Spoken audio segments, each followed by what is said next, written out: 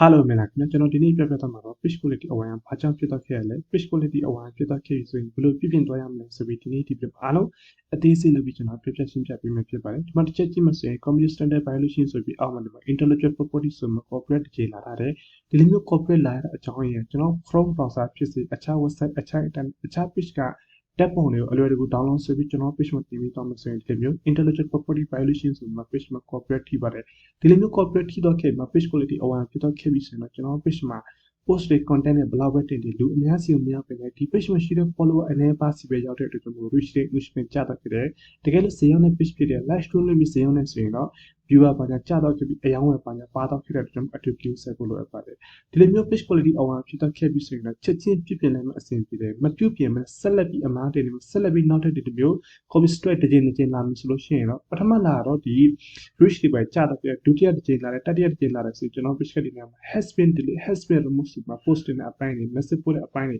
ban ဖြစ်တော့နိုင်တဲ့အတွက်ကြောင့်မို့ဒီနေ့ဒီဗီဒီယိုဆိုဘယ်လိုဖြည့်ရှင်းသွားရမလဲဆိုအားလုံးနားလည်သဘောပေါက်အောင်ကျွန်တော်ပြပြပေးမယ်တကယ်လို့ကျွန်တော် page ကစီရောက်တဲ့ page ဖြစ်တဲ့အတွက်ကျွန်တော်မဖြစ်မနေအခြား website အခြား internet အခြား Chrome browser တက်ပုံတွေ download ဆွဲပြီးကျွန်တော် page မှာတင်ပြီးတောင်းလို့ဆိုရင်အဲ့တက်ပုံတွေကို download ဆွဲထားပြီးနည်းနည်း crop လုပ်ပြီးမှအဲ့တက်ပုံမှာကျွန်တော် page name ဖြစ်ဖြစ် page logo ဖြစ်ဖြစ်တခု add လုပ်ပြီးမှကျွန်တော် page မှာတင်ပြီးတောင်းလို့ဆိုရင်တော့ reuse content repurpose content 100% တင်ပါတယ်နောက်တစ်ခုကျတော့ဒီဈေးရောက်တဲ့ page တွေများလာပြီးအမားလေးတွေဖြစ်တဲ့ဥစ္စာပေါ့နော်ဒါကြောင့်ကျွန်တော် video တိုင်းလို့ကျွန်တော်ပြပြပေးရဖြစ်ပါတယ် page owner တွေသူတို့ page မှာတင်တဲ့ content တွေ post တွေ live stream တွေသူတို့ကိုယ်တိုင်အခြား group ပေါင်းများစွာမှာခဏခဏ share လုပ်တယ်မှာသူတို့ page ကတစ်ခါတည်း share straight မလာဘဲနဲ့ page quality အများဖြစ်တော့ခဲ့တဲ့အတွက်ကျွန်တော် share နဲ့ပတ်သက်ပြီးလုံးဝလုပ်လို့မရပါဘူ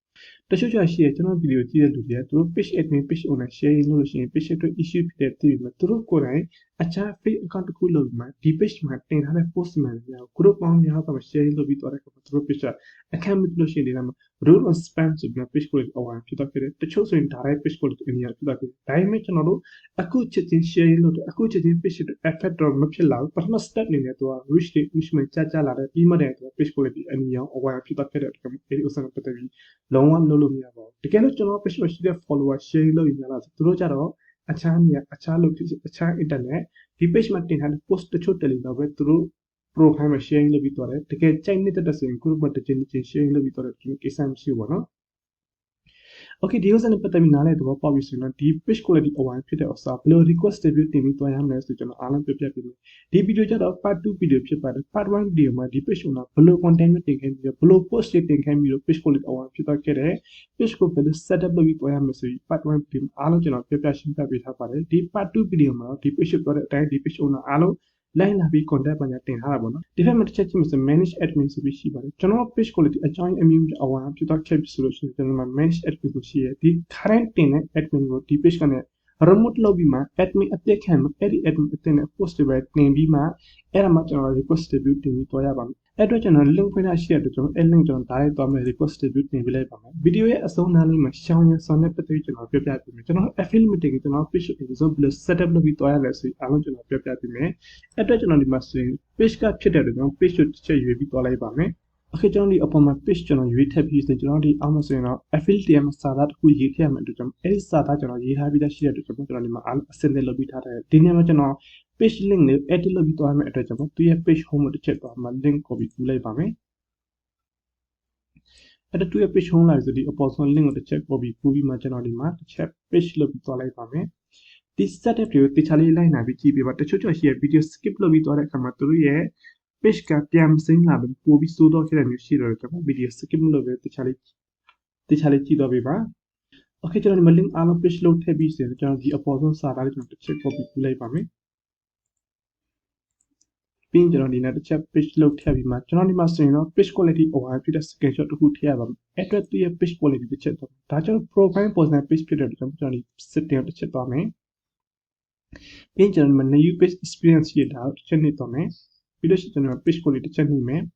်ပြီးကျွန်တော်ဒါကိုကျတော့ snap to နဲ့ဆွဲပြီးသွားမယ်တကယ်လို့ကျွန်တော် phone user တွေဆိုလို့ရှိရင်ကျွန်တော်ဒီ Chrome browser ထဲနဲ့ဒီပုံစံအတိုင်းအလွယ်တကူလုပ်သွားလို့ရပါတယ်နော်ကျွန်တော် screenshot ဆွဲလို့ပြီးတော့ခဲ့ပြီဆိုရင်အခုနဲ့တစ်ချက်ပြန်လာပြီးမှဒီနေရာတစ်ချက် page လုပ်ပြီးထည့်သွားလိုက်ပါမယ် Okay အားလုံးပြီးတော့ခဲ့ကျွန်တော်ဒီက submit ဆိုပြီးနှိပ်ပြီးမှနောက်ထပ်တင်နေရကျွန်တော် request ပြီးသွားပြီးတင်ရပါမယ်အဲ့တော့ကျွန်တော်ဒီနေရာတစ်ချက်လာပြီဆိုရင်ကျွန်တော်ဒီမှာ from ကိုတစ်ချက်နေပြီးတော့ဒီ from ဘာကြောင့်နေလဲဆိုဒီမှာ corporate affiliate from လို့ရှိရပြီးလို့ရှိရင်ဒီ page မှာဆိုဒီမှာတစ်ချက် community standard violation ဆိုပြီးအောက်မှာဒီမှာ strike တင်လာထားတာဒီ strike အတွက်ကျွန်တော်ဒီမှာတော့ affiliate ရမှာမယ်ကျွန်တော်ဒီနေ့တစ်ခုပြောမယ် community standard violation ဆိုတော့ကျွန်တော်တို့ကိုယ်ပိုင် content မဟုတ်ပဲ third party ရဲ့ခွင့်ပြုချက်မရှိပဲသူများ content ယူပြီးမသုံးတဲ့အတွက်ကျွန်တော်ဒီပုံစံဖြစ်သွားခဲ့တာပေါ့နော်အခုနပြောတဲ့အတိုင်းပဲကျွန်တော်တို့တက်ပုံပညာသူများ page ကနေ download ဆိုတဲ့အခြား internet က download ဆိုတဲ့ဆိုတေချာလေး edit လုပ်ပြီးကျွန်တော်တင်သွားရပါမယ် edit ပြီးရင်ကျွန်တော်ဒီနေ့တစ်ချက်လာပြီးဒီမှာတစ်ချက်နေမယ်ပြီးလို့ရှိရင်ကျွန်တော်ဒီမှာဆို page နာမည်တစ်ချက်ရေးထွက်သွားမယ်အတွက်ကြောင့်ဒီ page နာမည်တစ်ချက် copy လုပ်လိုက်ပါမယ်ပြီးရင်ကျွန်တော်ဒီမှာတစ်ချက် page လို့ထည့်ပြီးမှဒီမှာဆိုရင်တော့ email တစ်ခုထည့်မယ်ပြီးရင်ဒီဥစ္စာတစ်ချက်နေပြီးမှကျွန်တော်ဒီမှာဆိုရင်တော့ page link တစ်ချက်ထည့်လိုက်ပါမယ် page link ကကျွန်တော်အခုဒီမှာ page လို့ထည့်ထားတဲ့အတွက်ကြောင့်ဒီ link ကိုတစ်ချက် copy လိုက်ပါမယ်ဒီ setup အတိုင်းတခြားလေးလုပ်ပြီးတော့ page က 100% စိမ်းပါလေကျွန်တော်တော်တော်များများလူတွေဥစ္စာကျွန်တော်ဒီပေါ်စားအတိုင်းလုပ်ပြီးပြန်ကျွန်တော်စိမ်းအောင်လုပ်ပြီးခဲ့တယ်ကျွန်တော် Facebook team နဲ့လက်ချက်ထိုင်တဲ့ခါမှာကျွန်တော် Facebook team ဘက်ကနေ affiliate TML link ပညာပေးတဲ့အတွက်ကျွန်တော်ဒီပေါ်စားအတိုင်း setup လုပ်ပြီးတော့တယ်ပြီးလို့ရှိရင်ကျွန်တော် service လာ edit ဆိုလို့ရှိရင်လည်း page နဲ့ပတ်သက်ပြီးရှောင်းရန်ဆောင်တဲ့ပတ်သက်အားလုံး detail နဲ့ check out လုပ်ပြီးကျွန်တော်ပြပြရှင်းပြပေးတယ်ဖုန်းထုတ်ပြီးဖြစ်စေ white mess နဲ့ဖြစ်စေအားလုံးအသေးစိတ်ကျွန်တော်ပြပြပေးတဲ့အချိန်မှာ page owner ဘက်ကလိုက်နိုင်ပြီးတော့ဆိုရင်တက်လုံးသူတို့ reach management ကောင်းပြီးစေအောင်ဆိုရပုံမှန်လေးဖြစ်တယ် boost လုပ်ရမလို့ automatic စေအောင်ကောင်းတယ်ပေါ့နော်ကျွန်တော်ရဲ့ page ကိုလည်းကျွန်တော်အခုချိန်လေးထောင်လာခဲ့ရဆိုရင်၄၅နှစ်ရှိပြီဒီအလုပ်လုပ်လာပြီအခုချိန်လေးကျွန်တော်ရဲ့ page ကိုတစ်ခါမှ boost မလုပ်ပါဘူးဒီတိုင်းပုံမှန်လေးပဲအလုပ်သွားတယ်ပေါ့နော် okay ကျွန်တော်ဒီအားလုံးလုပ်လို့ပြီးတော့ခဲ့ပြီဆိုရင်ကျွန်တော်ဒီကနေ send ဆိုတော့ပို့လိုက်ပါမယ်ဒီနေ့တစ်ချက်နေပြီးမှsend နေလိုက်ပါမယ် send နေကျွန်တော်ဒီပုံစံပေါ်လာမယ်ဆိုဒီ I'm not robot တစ်ချက် click လုပ်ပြီးမှကျွန်တော် traffic light ဆိုရှိကျွန်တော်ဒီဥစ္စာ click လုပ်မယ်ပြီးကျွန်တော်ရ submit ဆိုပြီးနေလိုက်ခဏလေးဆောင်းမှာ routine ဖြစ်နေတယ် okay ဒီမှာဆို from submit successfully ဖြစ်တော့ခဲ့ပြီဒီ setup အောင်ပြီးတော့ခဲ့ပြီဆိုရင်နောက်ဆုံး setup တခုကျွန်တော် request ပြီးတော့ပြီးတင်ရပါတော့အရင်တော့ကျွန်တော်ဒီ Facebook team နဲ့လက်ချက်ထိုင်တော့ပြီးကျွန်တော်ဖြည့်ရှင်းလို့ရတာပေါ့နော်အခုနောက်ပိုင်းကျွန်တော်ဒီ Facebook team က auto system နဲ့တော်တဲ့အတွက်ကျွန်တော်ဒီပထမ covid ကာလတုန်းကသူကဒီ auto system နဲ့တော်တဲ့အတွက်အခုလည်းသူက auto system နဲ့ပဲတော်တဲ့အတွက်ကျွန်တော်တို့ request review ပဲတေချာလေးတင်ပြီးတော့ရ page ကိုတေချာလေးလိုက်နိုင်ပြီးတော့ရပါပေါ့အဲ့တော့ကျွန်တော်ဒီနောက်ထပ် tab တစ်ခုဖွင့်လိုက်ပါမယ်ဒီ subject ဆိုတဲ့နေရာမှာကျွန်တော်ဒီ community standard violation ကိုကျွန်တော်တစ်ချက် copy ပြီးထည့်လိုက်ပါမယ်ပြီးလို့ရှိရင်ကျွန်တော်ဒီမှာဆိုရင်တော့ affiliate TMS စာသားပေါ့ကျွန်တော်ဒီစာသားလေးကျွန်တော်တစ်ချက်ပြန် copy ကူးမယ် page လို့ထည့်မယ်နောက်တစ်ခုကျတော့ကျွန်တော်ဒီမှာဆိုရင် page ကို OIR ဖြစ်တော့ကျွန်တော်တစ်ချက်အားလုံးကျွန်တော်ထည့်လို့ပြီးတော့ခဲ့ပြီးကျွန်တော်လည်း send ဆိုတော့ပို့လိုက်ပါမယ်